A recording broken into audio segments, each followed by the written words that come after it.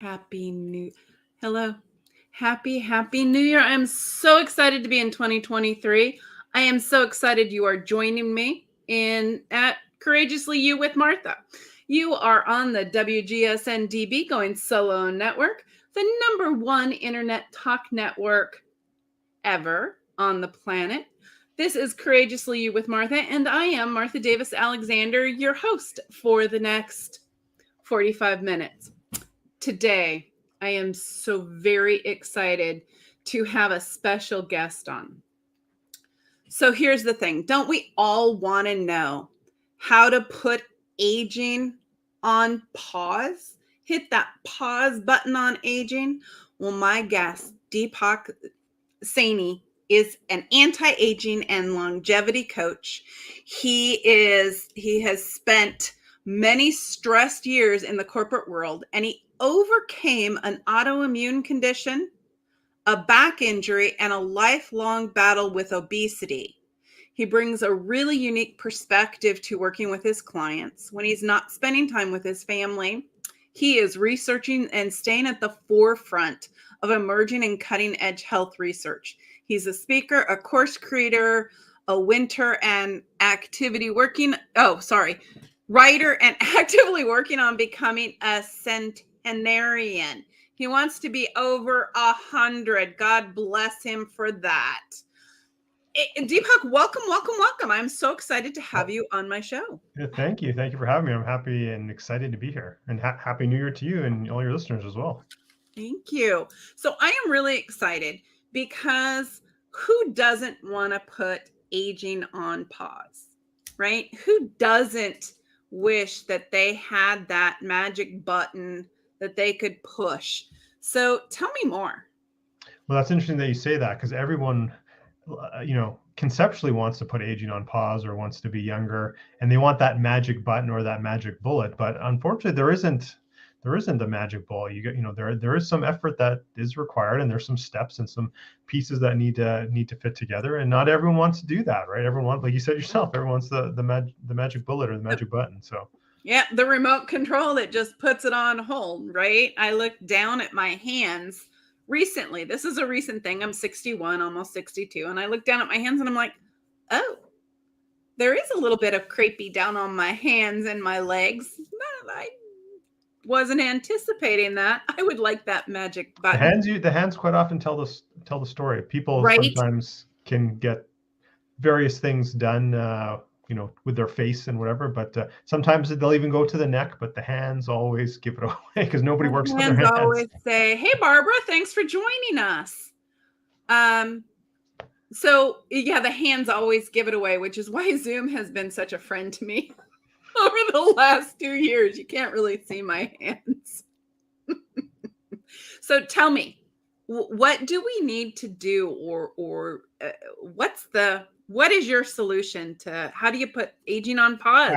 Absolutely. So what I work on with people is, number one is changing their relationship with aging and what that means. Because a lot of people, think, like, when people hear that I want to be a centenarian, they're like, I would never want that, because they have this image of maybe their parents or their grandparents who had dementia or something like that, that struggled. And they're like, oh, and nobody wants that. Don't get me wrong. When I talk about I want to be a healthy centenarian, I'm talking about living in my own home, paddleboarding, playing with my great grandkids, maybe my great grandkids, snowshoeing in the winter, being in charge of my own life. That's what I'm talking about. Am I going to slow down a little bit? Yes. Can we put that on pause? Yes. But that's what I'm talking about aging. I'm not talking about being in a home with tubes and people feeding you. That's not what I'm talking about. So it all starts with that relationship around aging. And then number one thing, it's all about the mindset. With many things, right? Anyone will tell you that, right? It's all about the mindset. You have to get that in check first, because anything else you do afterwards, the other modalities that I work with people that I'll talk about in a second, if you don't have it up here and in here, I'd say your purpose and your why. Why do you want to have these goals in your heart and conceptually in your mind? Nothing will be successful. So it starts with the head and the heart. Then, of course, there's I like to call it controlling your glycemic variability, or how much your blood sugar the variation up and down. So that's kind of the nutrition piece. There's some supplementation there as well. There's obviously movement, and that movement means different things for different people. And then there's all the things around stress. That includes your sleep. That includes, your automatic nervous system, all those types of things. And then there's also the environmental factors that we got to take into account as well. And that's what people I work on with in my group coaching program. And for people who want to work with me one-on-one, we take it an even step further and look at all sort of the decisions that people make. There's a risk reward for everything that we do, and it's just managing those properly. And then the very last piece, the very last bucket, for those who are willing, is all the latest cutting edge technologies, stem cells, exosomes, medical tourism, et cetera, et cetera, et cetera. So and I get it, that's not for everyone, but for those who are willing and have the resources to push the envelope. And I'm not talking sci-fi stuff. This is stuff that's proven, that's, has tons of hundreds, if not thousands of studies. But it's unfortunate that our medical system is, at least in many cases, 20 years behind of what's already been proven. And in some cases, depending where you are, what's being used in other jurisdictions, but not being used here in North America. So again, that's the far end, but it all starts with mindset. Yeah. Can I just put a shout out that big money wouldn't actually benefit from us doing all of that and being healthy. So of course we're 20 years behind. That's kind of, that's my little negativity. So what I really like about this, because as I think about my grandmother, right, she would have been 120. And I remember when she was about my age now, in her 60s, she was really, society said it's 60-year-old, right? And that just tanked. It just tanked. And I think about my parents and my grandparents' era, that, they had the idea that they were old at 60, moving into 70. Man, my kids told me I was old the other day. I said, dude, I'm middle age. I don't know what you're talking about. And I think it's our generation. Well, you're younger than I am, but I think it's that generation, right? The baby boomers and those who came last, who are like, no, I don't choose to view that the same way. I don't choose to accept that as who I have to be. I would agree. For the most part, I think it's the baby boomer generation and younger, like myself. I'm that next generation after, that has that different relationship with aging. But again, it's not systemic though. That's the problem, right? Too many people still think that old way where, oh, I'm maybe not 60 anymore, but maybe at 70, 75, 80, I'm old, I can't do things, etc. And again, that's what I'm all about to change, is people say, no, you can. And it's never too late. It's never too late to make improvement. Yeah. My mom at 65, Deepak, my mom at 65 trained and hiked the Himalayas. Oh, that's awesome. And I was like, oh, no, you can't do that. And she was like, of course I can. And it wasn't until she hit like her 80s that all of a sudden that transition in her head said, now I'm old, right? All of a sudden, see, my dog agrees with me.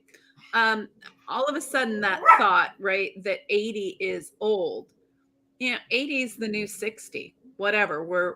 We don't have to be old. And I love that you're bringing that. So how do you work on mindset with that? What are some of the things that people need to know? The what? Yeah, the very first thing, and again, this was part of my own story through my journey as well. But what I work on with people is like really tie it to what I call their why or their purpose. Why is this important to you? Why do you want to be younger or to reverse aging, to put aging on pause? All these terminologies, increase your health span. Why is this important to you?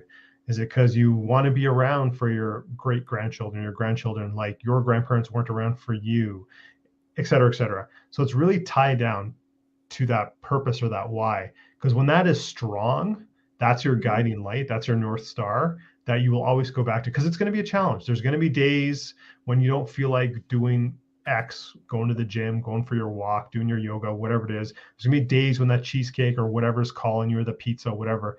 And that's fine. There's ways to mitigate that. But more often than not, we got to be able to pull ourselves back and go back to that why. So for me, and we didn't get into my story, and we've talked. I know. I want to get into your story. Tell me we've your talked story. personally, but at one point years ago, I couldn't pick my infant child out of her crib because I was so injured and so broken.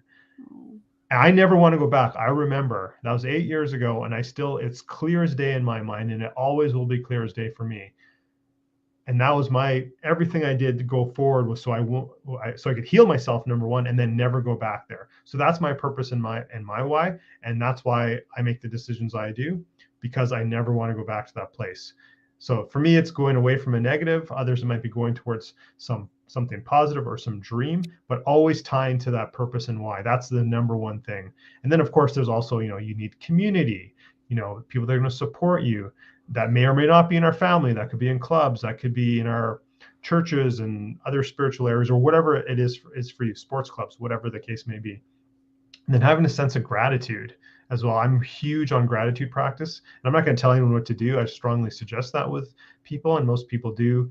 When you have gratitude for even just the littlest things, that person who held the door open for me and smiled.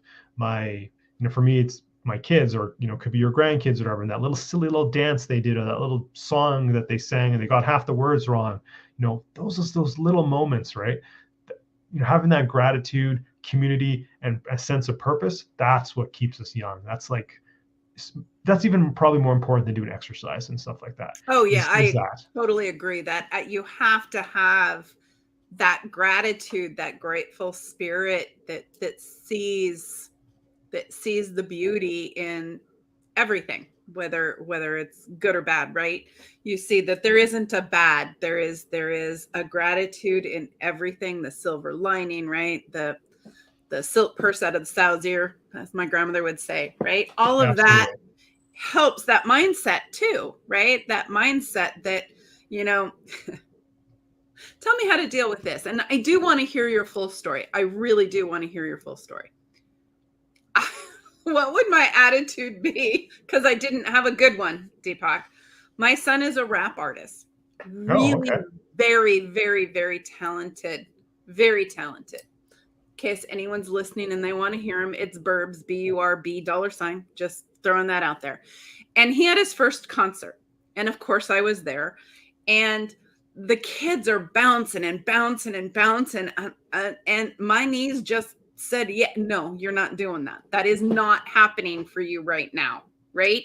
So is that an exercising? Is that changing diet? Is it, I'm telling you, my knees were like, no, you're not doing that. So, it could be many things. Let me ask you this question. Do you have actual structural damage to your knees? Yes. To one of my knees. Yeah. Okay. What is that damage? I have no meniscus on either side. Okay. On one of my knees, I'm gonna obviously I'm not playing a doctor here on the internet or anything like that. So I'm going to talk in general terms, but let me share this with you. So when I was younger and in high school and stuff, and I played football, and I had knee problems as well. I was a lot heavier, as we'll get into when we talk about my story. And I had a lot of knee problems, and they said, oh, you lost all the meniscus in your knees too. So I just thought it was something that, okay, I thought it was from football, right? When I healed myself for my back and lost the last 60 of the 100 pounds that I did end up losing, and all the inflammation went down, I don't get knee pain anymore. So yes, I lost weight, but I think it's more importantly, it's the inflammation in joints. So I don't know if that's your situation. I'm not giving you medical advice here, but that's something I'd consider. And if the next concert comes and you're still feeling it, you might want to think, again, not giving advice to anyone out there, but nope. I'm doing it now. The shoes you're wearing, yeah. The shoes you're wearing. What did you eat? What are you going to eat that day, leading up to the concert, where you might want to be bouncing with the crowd, et cetera, et cetera. There could be even supplements that one could take. So my goal now, and I'm saying it out loud on this podcast for all of you and you, Deepak, and since we're in a group together, I'll be held accountable, is in March at his next concert. My knees are going to work. I'm going to work on that. Awesome. Tell me your story. I am dying to hear your story in more depth, if you're willing to share it. No, I am. I'm quite open about it because I'm all about transparency. And if I can just, again, inspire one person to make a difference, and I've done my job here, in the world. So, uh, I always I was always the chubby kid, always growing up. I can't even remember a time that I wasn't.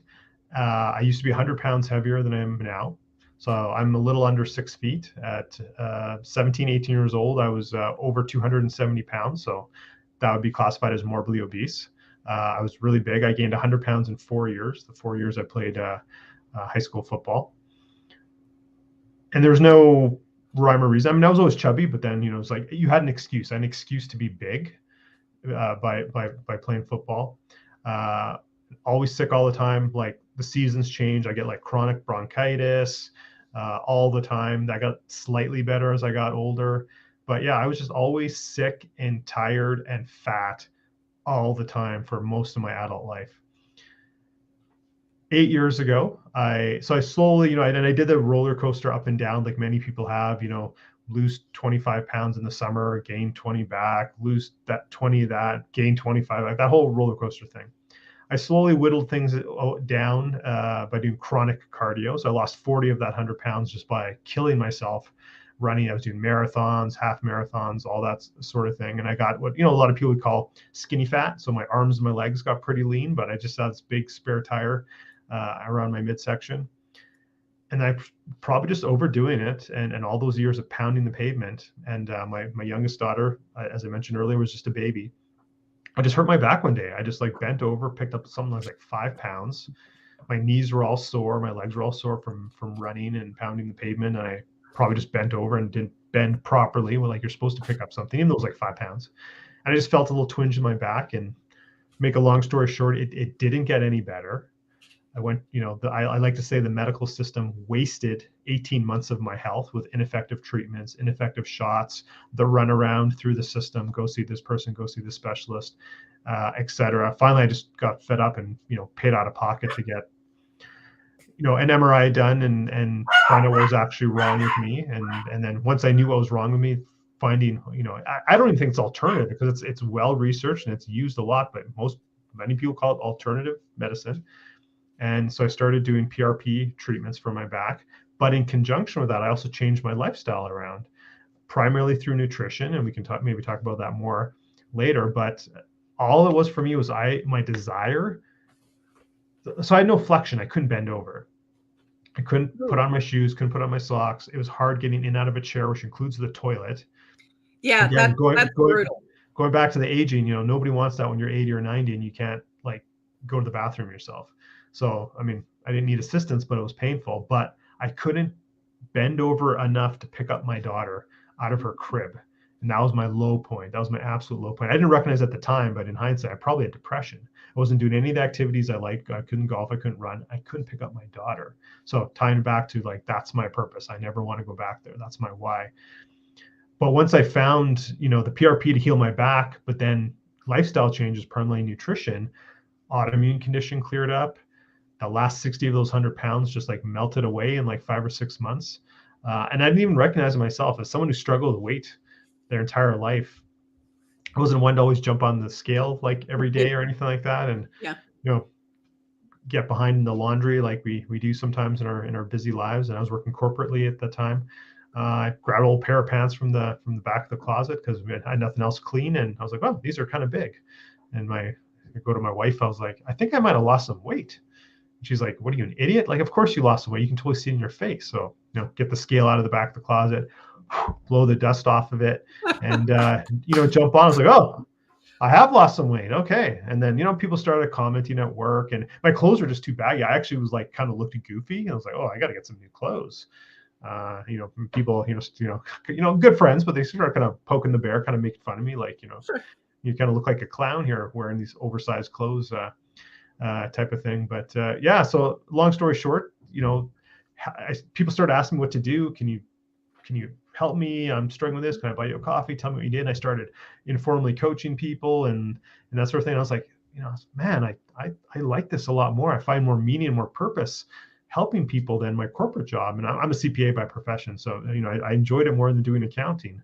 So yeah, like 5-6 years ago, I said, I'm doing this. And so I started my coaching business as, as a side thing at first, but I've been doing this full time after the last 3 years now. And now at first I started working with people who were like me, weight loss, back pain. But as I've evolved myself and what my goals are, as we stated earlier, I want to be a centenarian. I want to put aging on hold, aging on pause. That's the people I tend to work with now, who want to come along with me for the ride. And selfishly enough, I want to hang out with people, 60 years from now, who've maybe gone through my program or not, but follow, the same sort of principles, and we can all hang out together as 100-year-olds. So. Yeah, I would love to be. I will be, right? It's just a number. It's very key. It's very key what you said there. I would like to be, and then you change yourself. I will be. Right? Yes. Mindset. Yes, it is. So, and here's the thing. No, I just lost it. Never mind. There was a thing in there, Deepak, but I lost what that thing was, right? I can see myself being 100. I know what I was going to tell you. I didn't like you. I loved my 20s, my 30s, but I have the 40s, the 50s, and now my 60s. Every decade gets better and better for me. I don't see why I would sabotage myself by assuming that, just because I turned 70, it's going to go downhill. I expect it to just keep getting better and better. Yeah, absolutely. Like the last 8 years, I haven't really gotten sick at all. Now I've gotten sick once in the last 8 years, where I used to be sick like chronically. I just feel healthier, younger, more energy, more vibrant than I did even in my 30s and definitely in my 20s. So, and I think and with cutting edge technology and the things that I have in the works for myself, I just think there's even better things coming for me, like in the future. So what would you, if you could name 3 things that are, or you tell me how many, what are the key parts of that, of longevity and putting aging on hold? What do you think are the most important points of that? Yeah, so we already touched on the first one, which is sort of that mindset and the purpose and the why, the head and the heart. I'd say the second thing, and this touches over a number of areas that I work with people, but essentially it boils down to bringing inflammation down. Okay. And then these are related, and so that comes from various things, right? What we eat, sleep, our environmental factors, and many other things that causes inflammation. So we bring inflammation down, that keeps us healthy. Most of chronic disease comes from inflammation. And the other thing that, unless you're really sciencing, it doesn't really matter that you even know these terms, but I'm going to say it, is our mitochondria. They're the power plants inside of all of our cells, or essentially all of our cells, that produce the energy. And as we age, they get weaker and they start to die. I mean, there's always a turnover, right? They're always dying, but they tend to get weaker. So if we can do things to support our mitochondria, or alternatively, not poison our mitochondria by our lifestyle, we will be healthier longer. So and all those things are kind of related, but I say those 3 things: mindset, head and heart, bring down inflammation, and support your mitochondria. Okay, so how would what do I need to do? What are the things that I can do to support my mitochondria? How am I killing it, first of all? Well, it's unfortunate we live and it gets worse every year, unfortunately, but a toxic soup of a world with all the 85,000 different chemicals we've developed in the last 30 years, 40 years. So we have to really protect ourselves from our environment and things we can't get. I mean, the can's been open, we can't get everything back in, but so what does that mean, right? So that means detoxifying our body, and that looks like that can be different things for different people. For sure, I'm happy to share some of what I do personally afterwards. That'd be number one, is so not rid our bodies of those things, support our body with real food, healthy food. And again, that's different for everybody. What works for you is not going to necessarily work for me, and vice versa. We need clean water, and so we need real food, clean water, clean air, get rid of the toxic chemicals. And then there are compounds, supplements that have been proven to support our mitochondria as well. So for those who it's in their budget or whatnot, layer those in as well. So, but that's getting a little bit more advanced. That's that's not the basics, but yeah.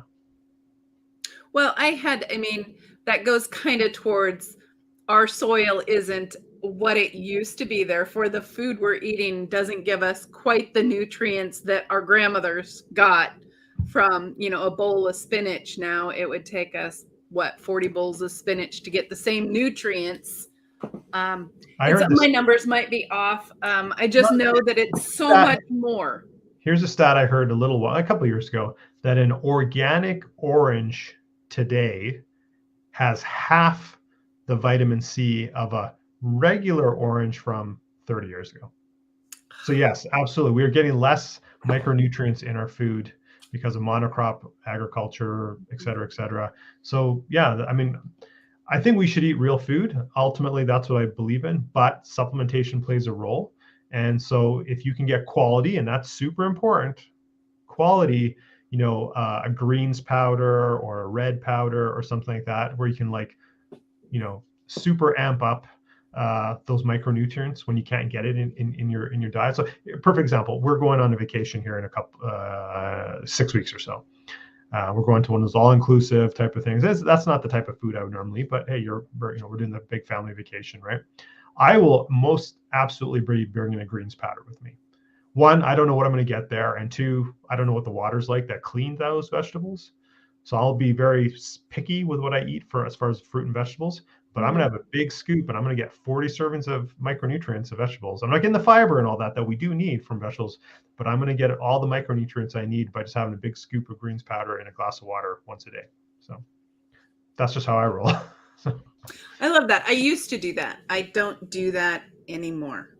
So maybe I should look back at my micronutrients, because I don't do that. And I'll throw a couple handfuls of spinach in my morning shake, but I bet I'm not doing as much as I can be and will be moving forward. You're inspiring me to get rid of that inflammation and not being able to beep up. I want to piggyback on one thing you just said there. So I hope the spinach is working for you. So that's a different discussion. But for me, I have no idea. I used to do the raw spinach and the raw kale in my smoothies when I used to do smoothies a little bit more frequently. And then I found out I'm very sensitive to oxalates, which comes from many sources of food, but spinach and kale, raw spinach and kale. So I don't do that anymore. And when I don't eat raw spinach salad, if I can avoid it, sometimes you're at somebody's house and that's what it is. Okay, fine. So I have to cook it or steam it or whatever, because then then all the liquid that comes out when you steam and stuff, all the oxalates, or a lot, not all, a lot of the oxalates get out, and then it's easier for me to digest and I don't get the problems with it. So I'm hoping it's working for you. That's all I'm saying. We'll have to have a conversation about that. So you guys, I hope you're as fascinated by this conversation as I am. I am late for our break, so we're going to take just a really quick break, and then we're going to come back and we're going to find out even more about how we can put aging on pause. We will be right back. This is Martha Alexander with Courageously You with Martha, right? Isn't that what it is? Courageously You with Martha. Just lost it with you. Sorry, Deepak. And my guest, Deepak Saini, and I am so excited about continuing this conversation. Again, we'll be right back. You'll see me dancing, so get some moves in with the music, people. All right, we'll be right back.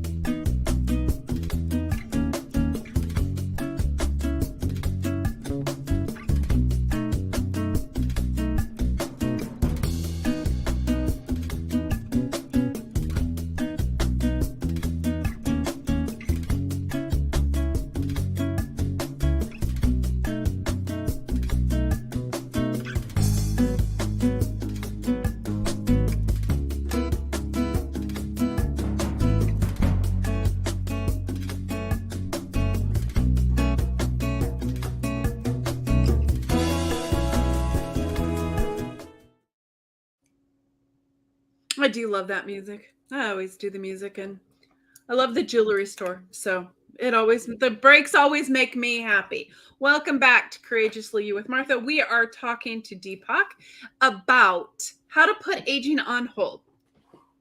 So let's keep going. So mind, right? We've got our mind, we've got inflammation and kind of taking care of that, and what we put in our body, what we do with our body, and mitochondria. Yes, I remembered all three of them. Please be impressed. So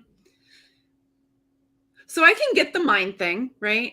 And the food, I think I would need help with, right? I think food would be really difficult. It is a difficult thing in our society to figure out how much nutrition you're getting, right? How much you truly need. So how do you navigate that? Yeah. So first of all, let me say that, like I kind of alluded to before the break, nutrition is highly individualized to people based on not only, like our sex, our stage of life, our activity levels, our ethnicity, our cultures, and our epigenetics and our genetics. So my parents are mixed marriage, right? So my dad and my mom come from totally different places of the world ancestrally. So I've got this blend of them. My wife is totally different, and our kids are a blend of the two of us. But genetics typically follow the maternal line, so my kids are a lot closer to my wife than I am. So I'm just using this as a preference, and I'll answer your question here. So the way we eat in our home is I eat a certain way, and then it's slightly modified for my wife, and then it's slightly modified a little bit more for my kids because my kids are still growing and they're in different, they're in the growth stage. So I'm not trying to say to people you need to cook 3 meals or 4 different meals for everybody, but there's slight modifications that one could make. And even if you're a single person or cooking for one or just cooking for two, of the same ancestry, culture, et cetera, it's just small substitutions. So when I work with a client and we're talking specifically about nutrition, I'm not one to say, you can't eat this, you can't do that, we have to cut that out and be all restrictive. I'm more about substituting things in and making small changes to make it easier for people. Now, yes, I will educate them about the top 3, 4, 5 bad things that are just awful. There's probably one that's just absolutely awful that nobody should have, and then it sort of depends. And it's all, Can I guess? It's all variation, right? And Can I guess? And yeah, absolutely. Guess. Sugar. No. Processed food. What do you mean by processed food? Well, I'd like to say garbage, but that's not going to work for me. Manufactured, made up food. You're on the right path here. So I'll answer your question. So yes, sugar in excess is bad. We all know this. Like, it's not a surprise to anyone. But at least your body has a use for sugar to a degree. Okay. The thing that your body cannot use, has no use for whatsoever, has no purpose for it. Okay. It will only store it. Processed seed oils. So vegetable oils, canola oil, peanut oil, rapeseed oil, all these types of oil, corn oil. Your body can't use them. And they're super highly processed. And the thing, if you ever actually looked into how they make these oils, take an avocado. If you take an avocado and you cut the flesh, your hand feels greasy because it's naturally fatty. Take a chaff of wheat or one of these things, it's dry. How to get oily? It is a great question. How does it get oily? Right. So, well, I'm going to leave that as a takeaway for your audience. Like, just Google that or something. Like, it is highly processed, and the type of chemicals, let's just use chemicals as a blanket term, to go into process those type of things is awful. So number one, that's the worst thing for you, in my opinion, and in many people's opinion. So where do you get these oils from? Olive oil, coconut oil, and avocado oil? Well, those are the 3 good ones. Absolutely. Okay. But these bad oils, these bad industrial seed oils, where do they come from? Deep fried stuff, things you have to microwave, all your processed, anything that comes in a box, basically, or a packaging, right? That's where we're getting all these seed oils. So that's the number one bad thing. So again, I'm not telling anybody not to do anything, but let's make some choices. Instead of cooking with margarine, right? Our probably, my parents' generation, like, oh, heart healthy, blah, blah, blah, have margarine. I was like, no, that's terrible. That's vegetable oil. Cook with coconut oil, cook with olive oil, so just, again, my approach with people I love that. is make some small changes. Like, it maybe just starts with the oil you cook with, and then it can go all the way up, and it can just go up to the people's tolerance that they want to change, and then also maybe to their budget as well. So I know this is not for everyone, but I'll just use our family as an example, because we talked about soil. We briefly touched on soil earlier. I did extensive research in my local area to find a rancher that does sustainably raised, grass-fed, grass-finished, organic, regenerative farming ranch. I did a ton of research, and I bugged the heck out of him until he would let me come to his farm or his ranch to view his cattle. And I answered all my questions like, okay, great. Now I'm going to build a 60-year relationship with you that's going to go on to your kids, and I'll only buy my beef from you now. So that's a choice we made. Does that cost more? Yes, it does. But that's a choice we made because, we want to ensure that we're getting the highest quality meat. And then, of course, with vegetables, like, go right to the source, go to the farmer's market, where, typically they're using better products or no products at all. Grow your own vegetables if you can, if you have the, or even, that's just what I'm trying to get people to think about, right? But it really depends on what people want to do and they can do. But it's, again, I'm not about you can't do this, count calories, blah, blah, blah. I think that's a bunch of BS. Make small changes, because that's what you will be able to sustain long term, right? Yeah. I'm not about trying to help someone lose 20 pounds so they can go to their friend's wedding. I'm about making you be conscious of the next 50 or 60 years of your life so you can hang out with me when you're 100. Yeah. And dance at my son's rap concerts. And dance at your son's rap concert. Absolutely. I do want to do that, right? I was like, oh no, this isn't going to work right now. But I am determined. When your son hits it big and he tours and he's up in my area, you let me know. I'll go. Where are you? You're in Canada. I live in Canada. Yeah. But when he's big, he'll tour, right? He will tour. He's fabulous.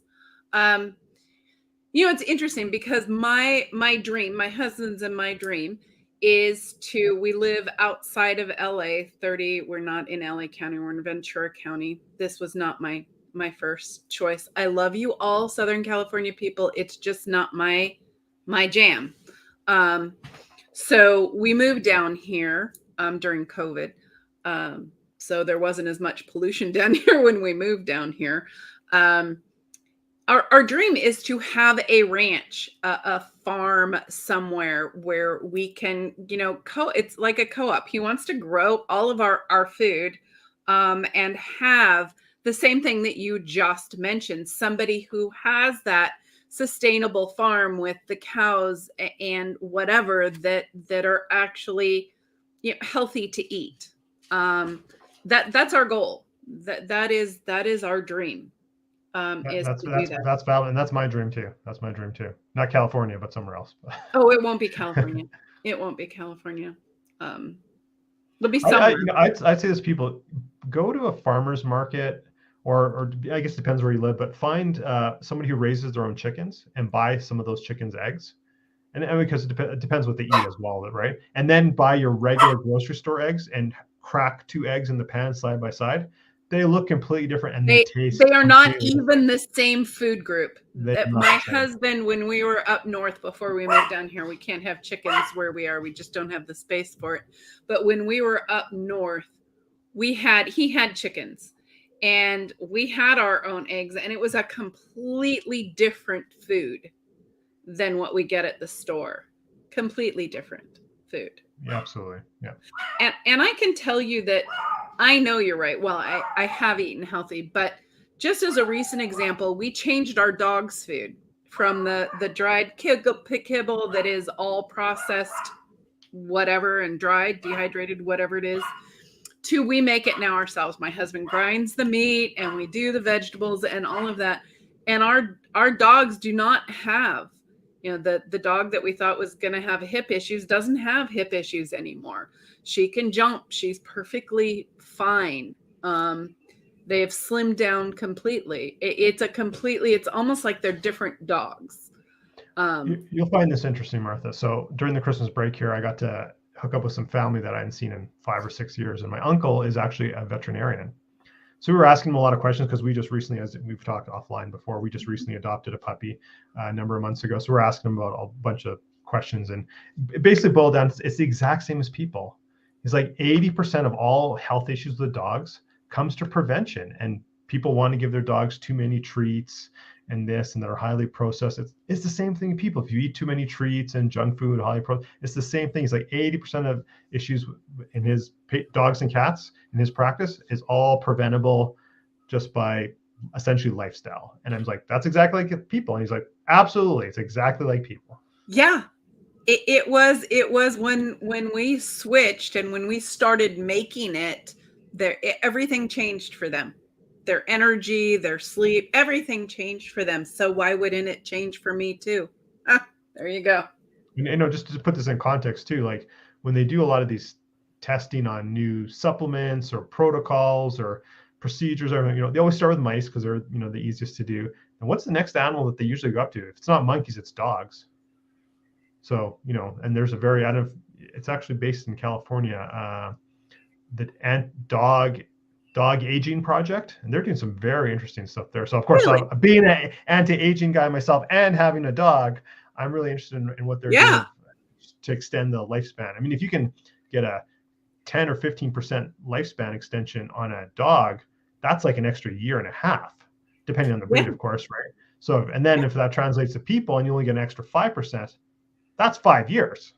So, and that's the things that keep me interested. So that's, I mean, I geek out on that. Interesting things, right? So we have a mindset that we're going to buy this breed of dog, and this is how long they on average live. So that makes it okay. It's not quite the right word, but it meets our expectation. And yet if we change their lifestyle, maybe that isn't their life expectancy. If they ate better things, maybe that isn't their life expectancy. I'll share this with you, Martha, and your audience. We won't get into details, but so my dog's a puppy. So when he gets to a year, maybe year and a half, I'm going to biohack the heck out of my dog. My dog's a mixed breed. We got him. We rescued him from the shelter. So he's a mixed breed. So I don't know what his life expectancy would be, but I'm aiming for 20, 25 years with this dog, because I'm going to go out all the same stuff I do for myself. Once he gets, to that right age, he's still in growth phase. I'm going to be giving him this, certain supplements and that sort of thing. And I'm going to try and see if I can get him to live a really long time too. Well, I'm pretty sure we're extending our dogs' lives. So that's kind of exciting, right? That's awesome. Now extending ours. And I love that. So 3 foods. So you've told us one, the seed oils. Give me 2 more foods that are well, you already mentioned is sugar, right? Again, there's some fat, like our body can use sugar, but it's in excess in most products. So sugar would be number 2, seed oils, sugar number 2, and then number 3. It depends on the person, but I'll say a couple as my number 3 because it depends on the person. So we really got to watch gluten. Many people are sensitive or whatever. So, and grains in general.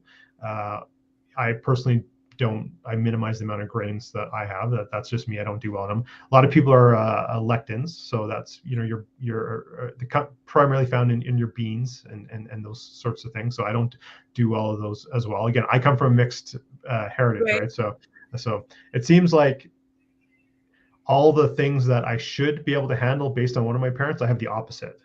So I can't have, but that's just me. So, and then the oxalates I mentioned earlier, a lot of people are nightshades, tomatoes, potatoes, peppers, that sort of thing. A lot of people have this. So again, none of these are just a blanket statement of like, you should avoid this if you have XYZ thing. You really need to get to understand yourself. And when I work with people one-on-one, we do genetic testing to like.